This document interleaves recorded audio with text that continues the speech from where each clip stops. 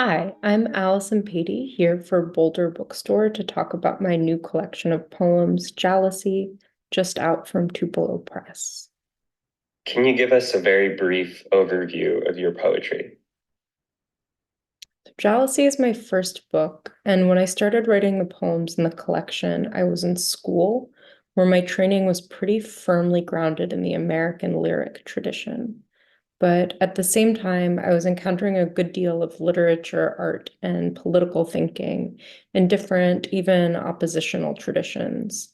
My poetry very much comes out of the tension between those influences. So, holding to the intimacy of a first person speaker, moving through the sensations and emotions of daily life, but instead of an intrinsic psychic interior feeling out the edges of a self that's made by specific historical, geographic, and cultural contexts. What inspired you to write poetry?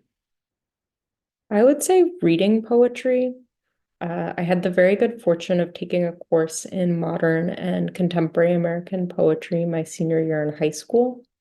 Until then, I feel like I'd kind of been misreading fiction by paying more attention to sound and style than plot or theme or character.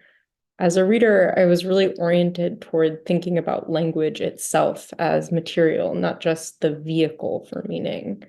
By taking that course, I realized poetry was the place for me to go. Does your book Jealousy have an overarching theme?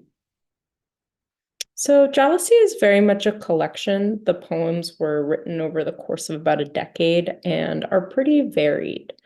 This title is from the last poem in the book. It's the French word for jealousy, but in English refers to blinds or shutters with horizontal slats that can be angled up or down to adjust for light, air, and privacy. The poem features two literal windows, and I wrote it during the first COVID lockdown when I was spending a lot of time indoors gazing out. I noticed that my windows were at once a point of connection to outside, but they are also marked distance, emphasizing my position as apart from the scene or the world on the other side. So I started thinking about various modes of looking from one place into a wholly other place, even figuratively, and the things that might kind of get in the way. For example, by reading ancient texts in translation or by dreaming. I decided to adopt this title for the book because the attention to perspective and perception runs throughout. There's a lot in the collection where the sensory brushes against more abstract kinds of information. How did you decide what order to put your poems in for this collection? In the years that I was working on the manuscript, I changed the order quite a bit. But every time I changed it, I kept asking, how does each poem frame the one that follows? Like, how might the information conveyed in one poem influence the reading of those that follow? So, in that sense, it was a little bit like structuring an essay, but not strictly. Some of the transitions I thought about more like a playlist, where I was looking for different emotional and aesthetic textures, like what builds on the vibe so far, and when are we ready for a change? Can you tell us about your writing process? I work quite slowly. For a long time, that bothered me, but I'm coming to really love it. I have a full-time job, and when I open a poem and process in whatever moment I can make, I drop into this kind of other time scale where language is not being rallied back and forth in a meeting or in an email, often, to get something. But instead, it's accreting over weeks and months and occasionally even years. What are a couple books you've read recently that you really loved?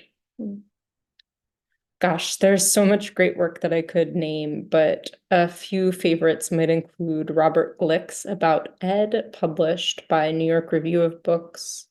Imani Elizabeth Jackson's Flag, published by Future Poem, and Amelia Jo's Repose, published by Wendy's Subway. All independent presses, all highly recommended books.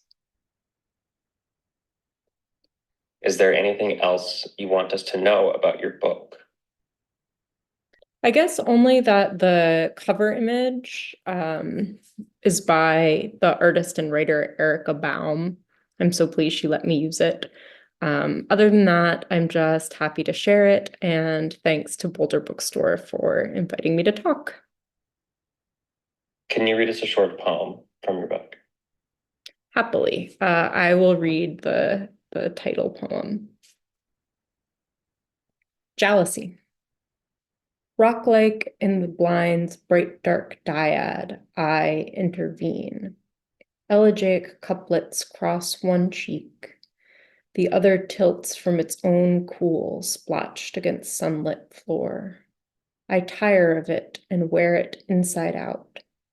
Would that I could turn my very skin and call on all things to bear their linings as a second face. Orpheus in profile, the other way. In a dream, I'm clothed in dirt and ether wet by famous tears. The heroes weep as often as they fight on the Aegean, where sand is ground by telling.